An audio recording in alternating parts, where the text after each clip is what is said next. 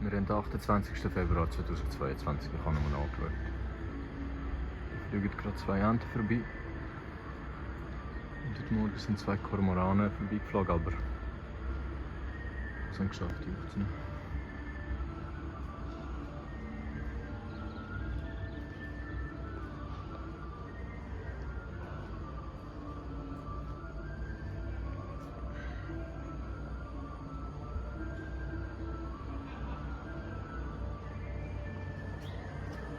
Nein, man sieht jetzt die Riege gerade nicht, wegen... Doch, man sieht sie. Jetzt sehen wir sie gut.